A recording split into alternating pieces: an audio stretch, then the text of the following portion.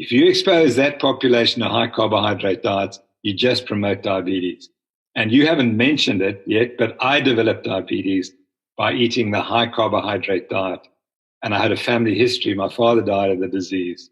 And so my genes, high carbohydrate diet, you can run all you like. You're going to get the diabetes.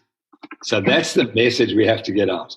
Yeah, can I pick that up for a second then, Tim? Because you were diagnosed with diabetes type 2, and you must have looked slender, you must have looked lean, you were running marathons at good times. You had some amazing times, as in your speed for marathons. So you were an award-winning scientist running marathons, looking slender, but still developed type 2 diabetes.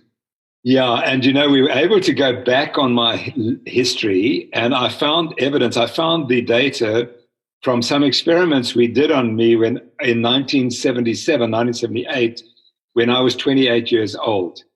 And then I was exactly as you described. I was running 140 kilometers a week. I was running marathons once, 3 or 4 a year.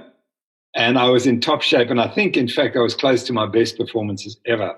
And I was very lean. And it turned out that I was so profoundly insulin resistant. My fasting insulin was 30 units.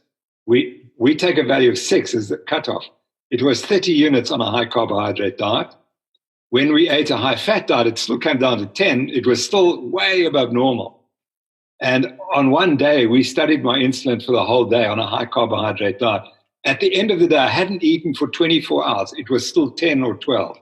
I mean, I was just a walking disaster waiting to develop type 2 diabetes. So if anyone wants a message, it's you've got to have a lens to eat carbohydrates and be a marathon runner. You better make sure that your insulin is low, your fasting insulin is low. And then it might be safe for you to take a high carbohydrate diet.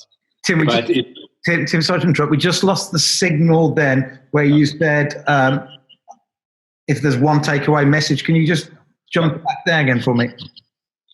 So if there's one takeaway message from my story, it is that if you want to earn the right to eat carbohydrates in high doses during marathon running and marathon training, you must have a low fasting insulin.